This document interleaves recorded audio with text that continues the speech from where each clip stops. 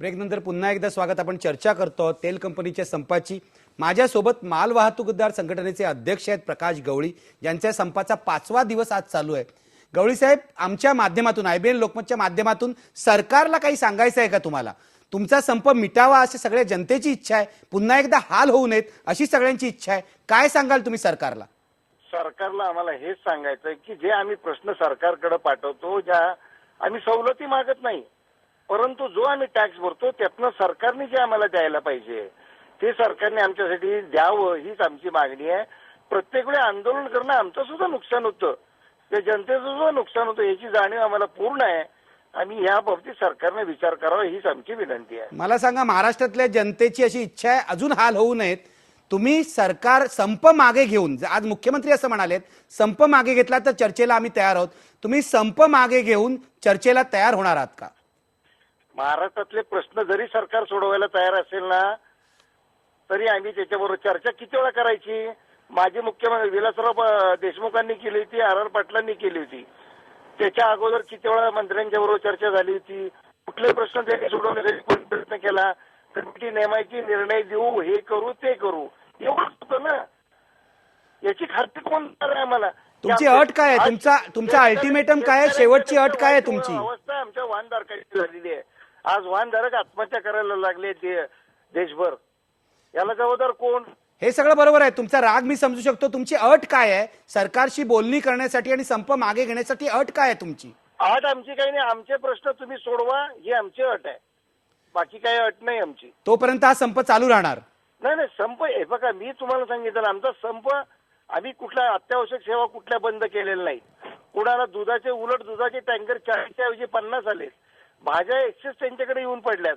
म्हणजे त्यासाठी आम्ही कुठेही अडवलेलं नाही आहे की गरजेच्या गोष्टी, अत्यावश्यक सेवा, औषधं चालू आहे, सगळ्या सेवा आम्ही देतोय.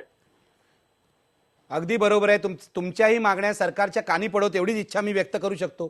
मला सांगा शरदराव, कसा मार्ग काढायचा? दरवेळेला हे संप, दरवेळेला जनतेचा रोष आणि दरवेळेला सरकारचा आडमुठेपणा, काय तुम्ही कायमचा काहीतरी उपाय सुचवा. याला एकमेव मार्ग आहे, म्हणजे ते परमनंट आर्बिट्रेशनची व्यवस्था करणं. आणि परमनंट आर्बिट्रेशन हे कधी फेल होतं? जर तुम्ही एखाद्या ठरवलेल्या फ्रेममध्ये ते होणार नसेल तर. मेजर इश्यूज आहेत, तुम्ही मर्यादा घाला की त्या आर्बिट्रेटरनी 6 महिन्यात सोडवायला पाहिजे. लहान इश्यूज आहेत, महिनाभरामध्ये सोडवायला पाहिजेत. पण सरकार याला तयार नाही. आमची मुंबई महानगरपालिका करार करून सुद्धा त्याची अंमलबजावणी करायला तयार नाही. मग जनतेने सुद्धा ह्यांना दोष द्यायला शिकायला पाहिजे. त्यांचा वापर, जनतेचा वापर हे जणू काय आमच्या पाठीमागे का पुढे ढालीसारखं जे केलं जातं ते त्याने अलाव नाही करायला पाहिजे. मला आता सांगा, हॉस्पिटलची मुंबईची अवस्था आहे. जनतेने, ग्राहकांनी कधी विचार केलेला, ग्राहक पंचायतनी, की आज जवळजवळ 20,000 पदं भरलेली नाहीत निवड पाणी खात्यामध्ये आणि आरोग्य खात्यामध्ये. आता हा सगळा बोजा आणि शिव्या कोण खातो? तो कामगार खातो, ती संघटना खाते, की गडबड करतात. पण वस्तुस्थिती अशी आहे, सायन हॉस्पिटलच्या कुठच्याही वॉर्डामध्ये बघा काय अवस्था आहे. कॉट खाली एक माणूस, दोन एक समोर. नॉर्म्स जे आहेत ते पण धुळीला मिळवलेले.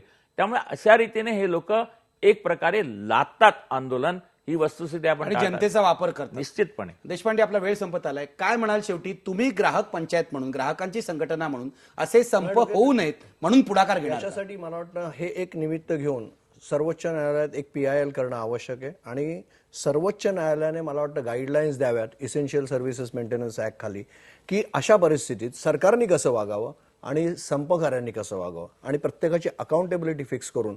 मग अशी रावसाहेब जे म्हणाले टाइम फ्रेम, शेवटी टाइम फ्रेम ही महत्वाची आहे. जर का टाइम फ्रेममध्ये सरकारने देखील जर का हे केलं नाही तर सरकारचं उत्तरदायित्व देखील तिथे ठरलं पाहिजे.